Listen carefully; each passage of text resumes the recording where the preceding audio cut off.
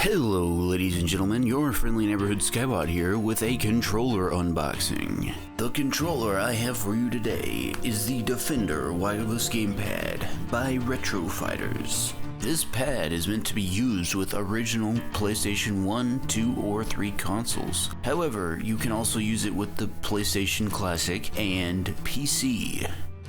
And apparently the Switch? So today we are going to be taking a look at the quality, how easy it is to connect to your console/PC, and how the input latency feels during play.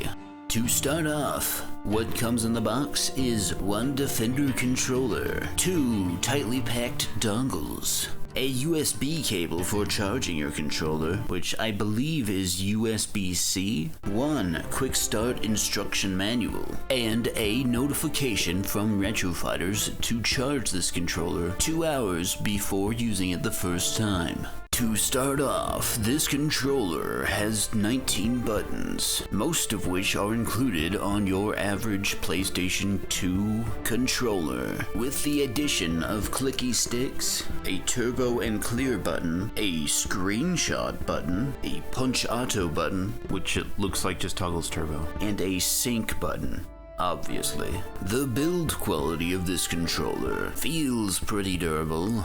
It has a nice matte finish, which I would imagine is the same of the other colors for this controller as well. The X, square, triangle, circle, and home button are all jeweled. It does appear that any button that has not been jeweled is the same material as the body of the controller. The thumbsticks have some form of rubber or polycarbonate on them, with a treaded edge. The D-pad, as you may have noticed, is not your traditional PlayStation D-pad, but rather one of the big plus symbol D-pads you may have seen on other controllers. As for how the buttons feel to press, gonna be honest, kinda mushy, even for a gamepad. All membranes. The shoulder buttons are pretty firm though, which is nice. One additional note, the trigger buttons jut out at the bottom much further than your average PlayStation controller, which, though making them more like paddles and thus easier to press, does not allow me to rest my trigger fingers on the controller comfortably. Maybe it's due to preference, but it is something that I would think about if considering this controller. However, fighting game enthusiasts will be enthused to know that the D-pad has a center pivot, meaning that you cannot activate all 4 directional inputs at the same time, and thus preventing you from royally screwing up your moves. Well, at least the directional parts of them. Only you can prevent poor button timing. But Sky, you may be asking, but Sky, how do I even connect the darn thing? Well, let's test out that sync button, shall we? The Defender Wireless Gamepad comes with 2 dongles, one for your OG PlayStations and one for your new age things that use USB. Once either dongle is plugged in and the machine is fired up, all one needs to do is press the home button and then the sync button, and you're connected.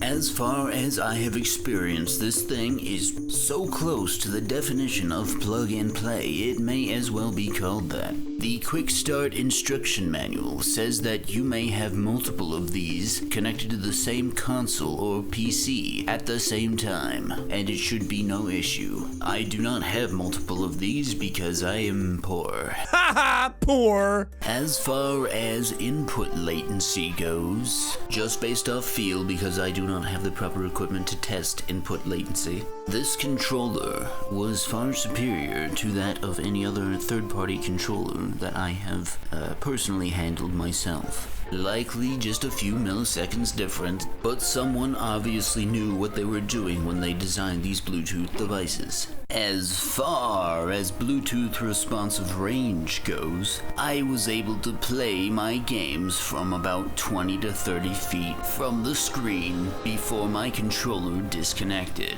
However, at that range, my character began to look more like an ant on the screen. So the only reason you should be using the max range for this controller is if you are a pretty baller and have a massive screen that you have to sit a million miles away to appreciate. Or I guess if you keep your consoles in a separate room from the screen you play on, for some reason.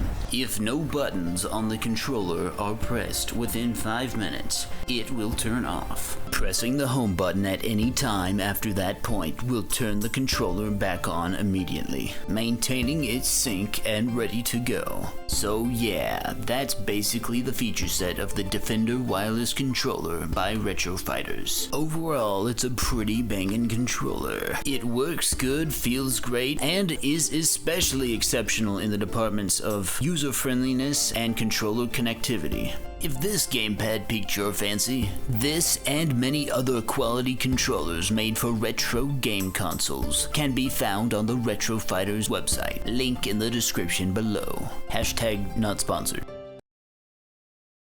Oh man. So that was the thing. A couple things I noticed after editing and everything. I forgot to say that the buttons are analog.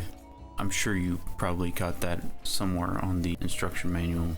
I apologize for that, that's on me. And the other thing I forgot to mention was that I got this as part of a Kickstarter. If you're aware of this controller, you probably know that already. I really like these guys. These guys make some fantastic controllers. I've only had the pleasure of getting one more controller for a birthday, and it's the wired Dreamcast one. It's mapped out like a more modern controller, so human hands can use it properly. It's really nice. Just wanted to say I'm grateful to Retro Fighters for existing in the first place to make this stuff, and you know, hope you guys make some more stuff in the future that is equally as awesome.